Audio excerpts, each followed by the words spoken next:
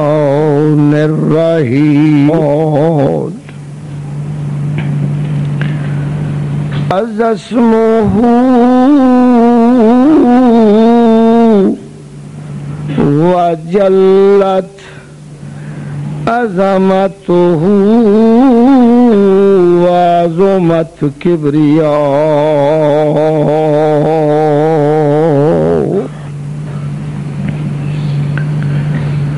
الحي القيوم الحي القيوم لم يزل ولا يزال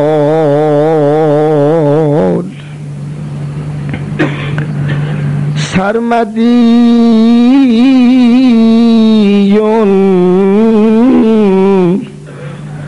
أبدي أزلي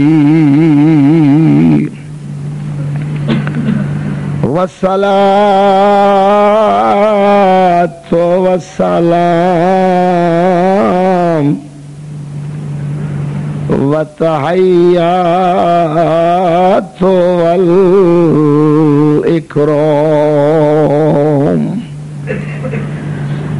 على العبد المؤيد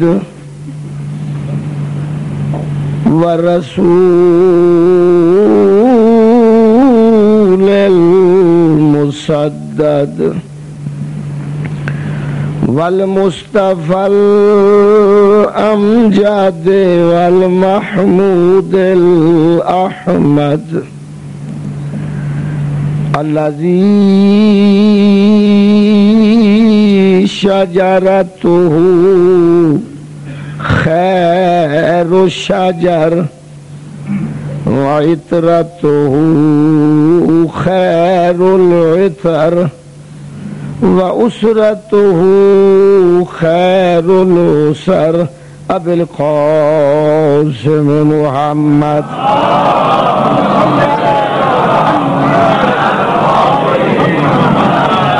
وعلى آله الطيبين الطاهرين المعصومين المظلومين رب اشرح لي صدري ويسر لي أمري واحلل عقدة من لساني يفقه قولي أما بعد فقد قال رئيس العارفين إمام الموحدين أمير المؤمنين علي بن أبي طالب صل على محمد وعلى محمد العلم نهر والحكمة بحر العلماء حول النهر يطوفون والحكماء وسط البحر يغوصون والعارفون في سفن النجاة يسيرون صلوات بجی محمد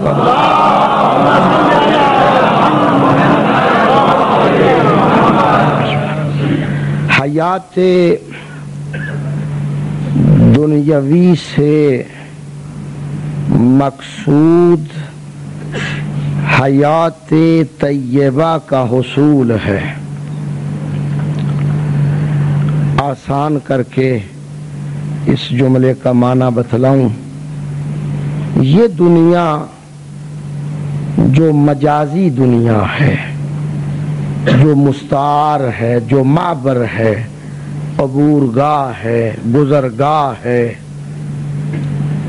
دنیا مزرعۃ الآخرہ، آخرت کی کھیتی باڑی ہے. یہ اصل مقصود بالذات نہیں ہے. یہ تو عارضی زندگی ہے، یہ تو مجازی زندگی ہے، یہ تو عاریتاً لی ہوئی زندگی ہے.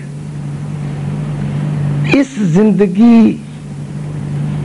کا مقصد کیا ہے؟ مطلب کیا ہے؟ ہدف کیا ہے؟ حیات لفظ میں نے کہا ہے المیزان میں سے لیا ہے میں نے علامہ طباطبائی کا. مقصد اس زندگی سے آخری زندگی کو سنوارنا ہے. یہ ذرا الفاظ آسان ہو گیا. اس مجمع بابرکت میں ادیب بھی بیٹھے ہیں، فضلاء بھی بیٹھے ہیں، شعراء بھی بیٹھے ہیں، قابل صد احترام نوحہ خاں اور مرثیہ خاں بھی بیٹھے ہیں. اس لیے جس معیار پر بھی اس مجلس کو لے جایا جا سکے لے جایا جا سکتا ہے. فصاحت و بلاغت اس کی تقاضا کرتی ہے کہ اسے مجلس کو علمی رنگ دیا جائے. تو پھر سنیں یہ جملہ اور اس پہ میں تھوڑا سا آگے بڑھوں. یہ حیات انسانی، یہ حیات، یہ زندگی جس میں چلنا پھرنا اٹھنا بیٹھنا کھانا پینا ہمیں نصیب ہے، یہ زندگی کنز اللہ ہے. کنز کسے کہتے ہیں؟ خزانے کو. اللہ کا خزانہ ہے. تم کیسے فقیر ہو؟ تمہیں تو خزانہ اللہ نے دیا ہے اور وہ تمہاری زندگی ہے. اللہ کی مخلوق میں، انسانی مخلوق میں کوئی بھی فقیر نہیں ہے. یہ میں نہیں کہہ رہا، چھٹے امام کے لفظ ہیں. صلی اللہ محمد. چھٹے امام کے الفاظ ہیں نورانی. یا ابن آدم احفظ کنز اللہ، احفظ کنز اللہ فیکا. اے اولاد آدم تو اس خزانے کی حفاظت کر جو اللہ نے تجھے دیا ہے. قیل وما کنز اللہ. چھٹے امام سے پوچھا گیا کہ وہ خزانہ کیا ہے؟ فرمایا حیاتوں کا. یہ تیری زندگی تیرا خزانہ. اباطیل میں، فضولیات میں، لغویات میں بلا مقصد لمحہ بھی ضائع نہ کر. بڑی قدر و قیمت ہے تیری اس زندگی کی.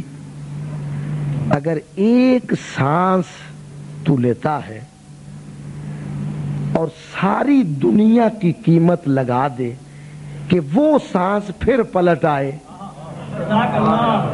تو ساری دنیا کی قیمت بھی اسے پلٹا نہیں سکتی. تو کتنی قیمت ہے پھر اس زندگی کی؟ اس زندگی کو با مقصد کیسے بنایا جائے؟ اب میں یہ کہوں کہ جی نماز پہ میں بولوں، روزے پہ میں بولوں، بھی تہجد گزار مومنین یہاں بیٹھے ہیں، میں کہاں وہ کہاں. نماز کے متعلق تو کسی دوسرے کو وہ کہے جو آپ تہجد کا پابند ہو، جو خود روزہ واجبی چھوڑ کے مستحبی بھی رکھتا ہو، خود حج بیت اللہ کر. میں اس قابل نہیں ہوں. اور پھر اس سے آپ کی شان عرف و اعلیٰ ہے کہ میں یہ کہتا رہوں کہ اقیم الصلاۃ، نماز واجب ہے، نماز پڑھا کرو. یہ تو اب بالکل بچوں کی باتیں ہیں نا. نماز تو آپ پڑھتے ہیں، پھر تہجد ہے، پھر باقی چیزیں ہیں. اور پھر اگر صرف ناب میر صرف میر شروع کر دوں تو وہ بھی صحیح بات نہیں ہے. کم از کم کوئی منطقی فلسفی جملے تو آنے چاہیے نا. صلوات بھیجیے محمد وعلیہ.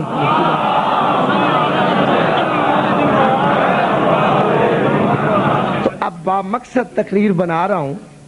اس زندگی کو با مقصد با مرام کس طرح بنایا جا سکتا ہے؟ قرآن سے پوچھیں، معصومین کے فرمودات سے پوچھیں کہ ہم اپنی زندگی کو با مقصد بنانا چاہتے ہیں. اس میں آنے سے پہلے آج جو پانچ نعمتیں کچھ لوگ کافی باہر کھڑے ہیں لیکن اب مجبوری ہے، جگہ آگے نہیں ہے. صلوات بھیجیے محمد والے محمد کی ذات پر.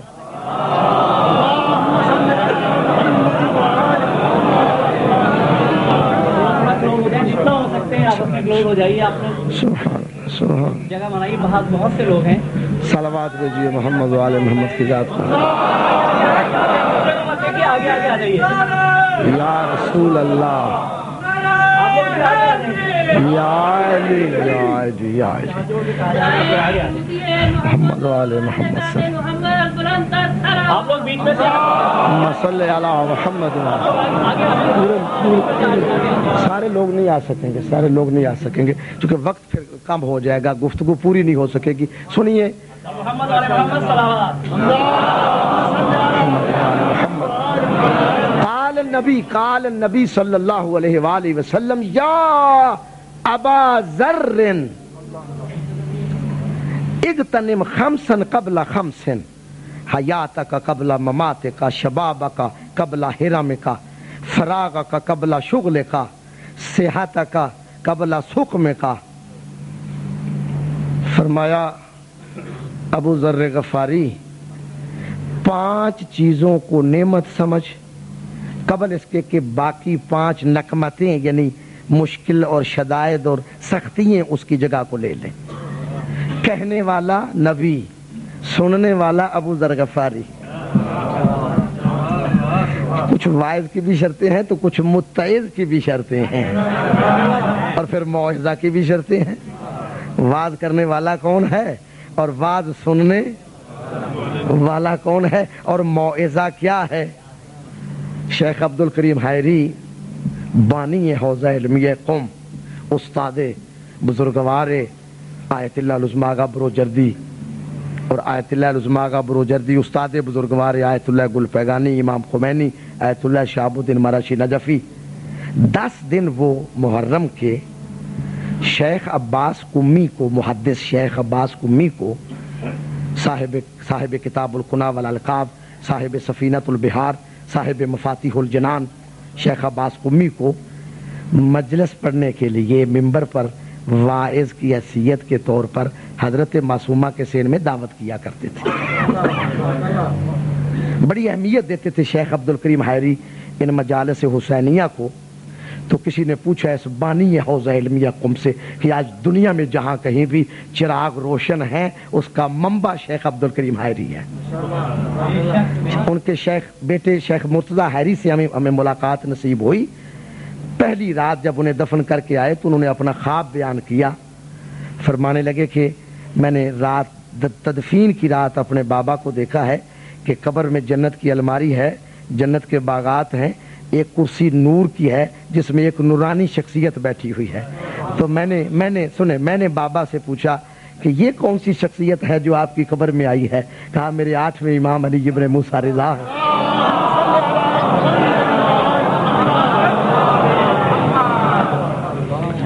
और फरमा रहे हैं कि तूने 40 मरतबा तू मेरी ज़ियारत को आया है, अभी तो मैं 1 दफ़ा आया हूँ, 39 मरतबा मुझे और भी आना है। बड़ी हैसियत देते थे मजालिस हुसैनी को। किसी ने पूछा कि आप मजालिस हुसैनी को बड़ी अहमियत देते हैं। कहते हैं कि ये वो मजालिस हैं जो 1000 हराम से बचाती हैं और 1000 वाजिबात का पता बतलाती हैं। पूछा गया शेख अब्दुल करीम हैरी से कि शेख अब्बास कुम्मी की इस मौइज़ा के मुतल्लिक आपकी नज़र क्या है। तो शेख अब्दुल करीम हैरी फरमाते हैं कि जो शख्स